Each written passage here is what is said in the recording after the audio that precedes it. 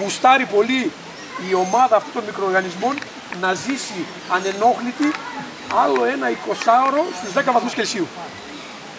Αυτοί δηλαδή που κάνουν αυτόν τον έξτρα κόπο και το βάλουν ένα άλλο 10ωρο, κάνουν πιο νόστιμο και πιο πλατή γευστικό αποτέλεσμα. Δεν είναι μονόπλευρο ένα κεφίρ. Τελειώσαμε. Όποιος θέλει να βαθύνει και να ευχαριστήσει τον ουρανίσκο το επιπλέον και να γευτεί και άλλες γεύσεις, άλλο ένα 10ωρο στους 10 βαθμούς. 10 έως 12 θα έλεγα, εγώ όχι παραπάνω από 12. Όχι, άλλοι δεν ξέρω να τους πω τι είναι. Τσαντίλα είναι ένα σκεύος όπως στην Ελλάδα και σε κάθε χώρα που κάνει τυρί. Είναι ένα πανί βαμβακερό με συγκεκριμένη ύφανση όπου στραγγίζουμε τυριά ή γαλακτοκομικά. Όχι μεταλλική γιατί δημιουργούνται, στεναχωριέται ας πούμε. Τα μικρόβια δεν αγαπάνε πολύ το μέταλλο να το ακουμπάνε. Δεν τους αρέσει πολύ. Τους αρέσει πολύ να ακουμπάει κάτι πιο γήινο. Άρα βαμβάκι ή το πλαστικό που ακόμα δεν έχουν σκεφτεί τι είναι αυτό το καινούργιο υλικό. Μπορεί μετά από 100 χρόνια να πούνε ότι ούτε πλαστικό γουστάρουμε. Αλλά προς το παρόν το θεωρούν εντάξει, λέει ας υπάρχει.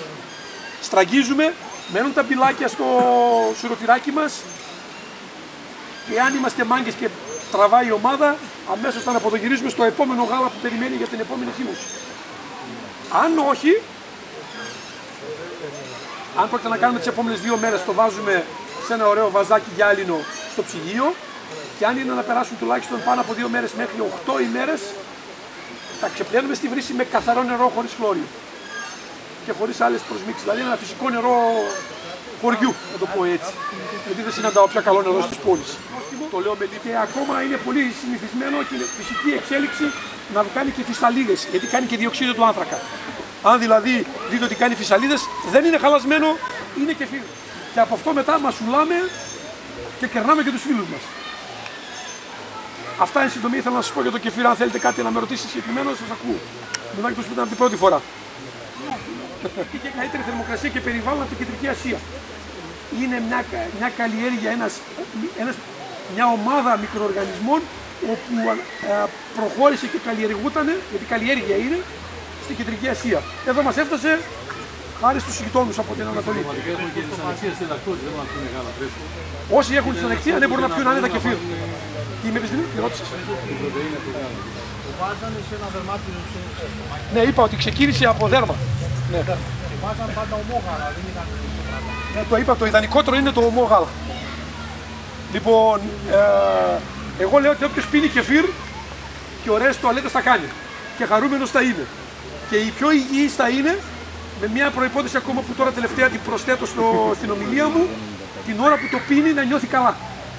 Άμα είναι να βαρίζει, να μαλώνει ή να είναι στεναχωρεμένος, να μην τρώει, να μην πίνει τίποτα μέχρι να ξαναρθεί η διάθεσή του. Γιατί, όπως ας πούμε το διαπίστωσα και εγώ, γιατί δεν το είχα σκεφτεί ποτέ, λέμε εμείς δεν μιλάμε όταν τρώμε. Γιατί όταν μιλάμε υπάρχει πιθανότητα να λέμε χαζομάρες, τις οποίες καταπίνουμε μετά και μετά μας λένε μας έκατσε στο στομάχι αυτός.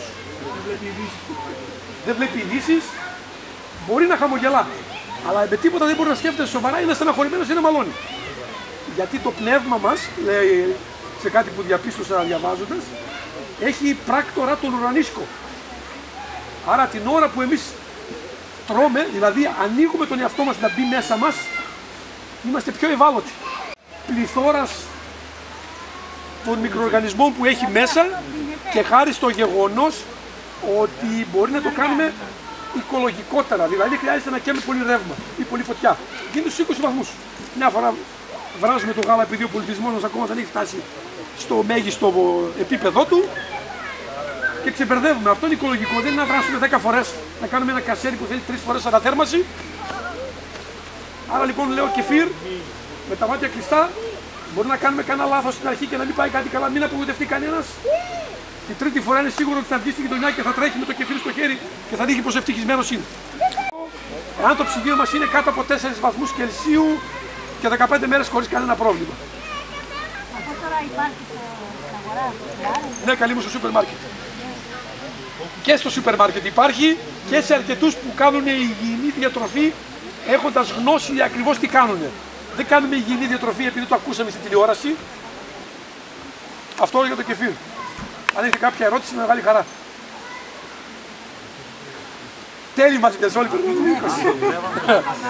Τον άλλο μήνα θα περάσω από τα 80 σπίτια σας να δοκιμάσετε το κεφίρ που θα κάνετε. Διαγωνισμό, ποιος θα κάνει το καλύτερο. Γι' αυτό είπα ότι βιολογικό τουλάχιστον. ο κανονισμός του βιολογικού και ακόμα καλύτερο του φυσικού είναι ανώτερος από το συμβατικό. Κλάσεις ανώτερο. Δεν μπορεί ένα δυστυχισμένο ζώο να δώσει ένα ευτυχισμένο γάλα. Τι να κάνω, έτσι είναι η ζωή. Ευτυχισμένα ζώα, ευτυχισμένο προϊόν, ευτυχισμένοι κι εμείς. Αυτά είναι όλα αλυσιδωτάκια. Είπα κατσικίσιο αγελαδινό, γίνεται και με πρόβιο, αλλά θα γίνει τόσο πυκνό που θέλει τα λισοπρίωνα για να το κόψετε. Πιο ισχυρό.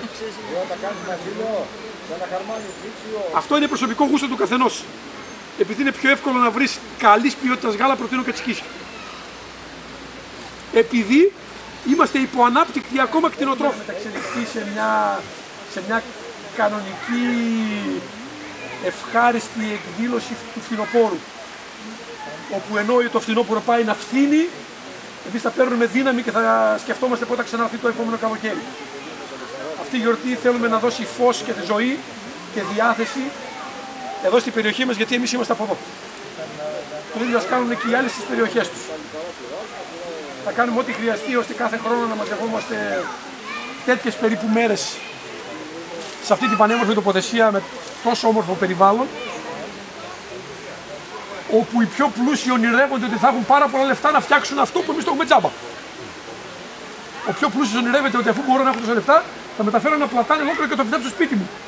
Εμείς το έχουμε χωρίς να πληρώσουμε μια δραχμή.